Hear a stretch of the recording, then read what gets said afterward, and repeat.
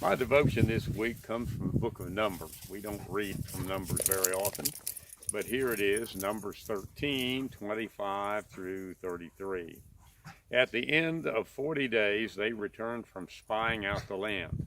And they came to Moses and Aaron and to all the congregation of the Israelites in the wilderness of Paran at Kadesh. They brought back word to them and to all the congregation and showed them the fruit of the land. And they told them, "We came to the land which you sent us. It flows with milk and honey, and this is its fruit. Yet the people who live in the land are strong, and towns are fortified and very large. And besides, we saw the descendants of Anak there. The Amalekites live in the land of the Negeb. The Hittites, the Jebusites, the Amorites live in the hill country, and the Canaanites live by the sea and along the Jordan." But Caleb quieted the people before Moses and said, "Let us go up at once and occupy it, for we are well able to overcome it." And the men who'd gone up with him said, "We are not able to go up against this people, for they're stronger than we." So they brought to the Israelites an unfavorable report of the land that they had spied out, saying, "The land that we have gone through as spies is a land that devours its inhabitants, and all the people that we saw in it are of great size. There we saw the Nephilim, the Anakites come from Nephilim, and to ourselves we seemed like grasshoppers, and so we seemed to them." This is a story, if I'd read back a little earlier, God had sent the people out to spy in the first place. And these are people who were slaves in Egypt and experienced God as the liberator who set them free. They'd wandered in the wilderness for nearly 40 years now, and there'd been hard times there. They'd run short of water, they'd run short of food, and although times were hard, God had still delivered them at an appropriate time.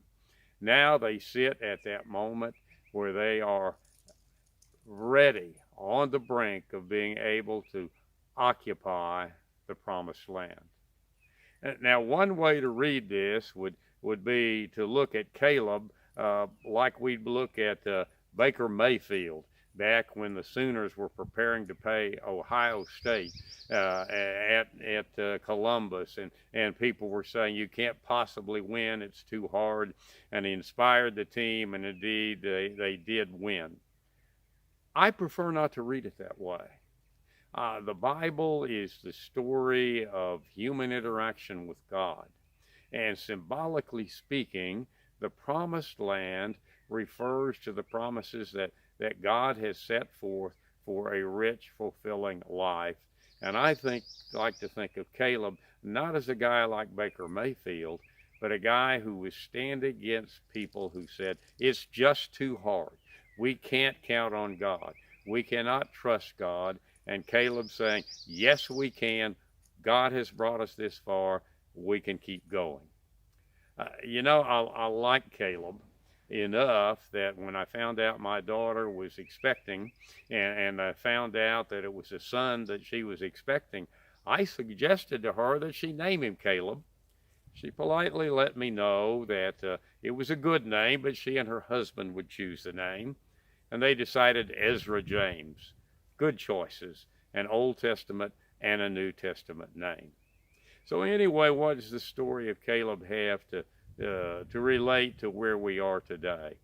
We're knowing a little bit about what it's like to be in slavery, to wander around in the wilderness, to be isolated, to sometimes have things run short, in many cases not to have a job, to not know indeed whether or not the virus is still going to get us. And in some ways, people are talking like we're at the entrance to the promised land. They're going to peak pretty soon, and things are going to get better. And yet the voices of the spies ring out everywhere. Will there be a second wave? Will life ever be like it was before? Can we shake hands? Can we hug one another? Can we really worship together? When, if ever, can we go back to sporting events? When can we gather together wherever we are? And there are voices that are probably saying it's just too hard. And I think that's the important lesson that we get from Caleb if we indeed look to him as a person of faith who says, I have seen what God has promised us. And I know that God has brought us through all of these trying times, and that God is indeed going to lead us out of this time of trouble into a life that is going to be much more like a promised land kind of life. You know, one of the things that I have never understood is in that wonderful hymn, Amazing Grace, why it is that people always seem to skip, I think it's the third stanza, which begins with the words, the Lord has promised good to me. Let us remember that as we look toward a future that is still uncertain today.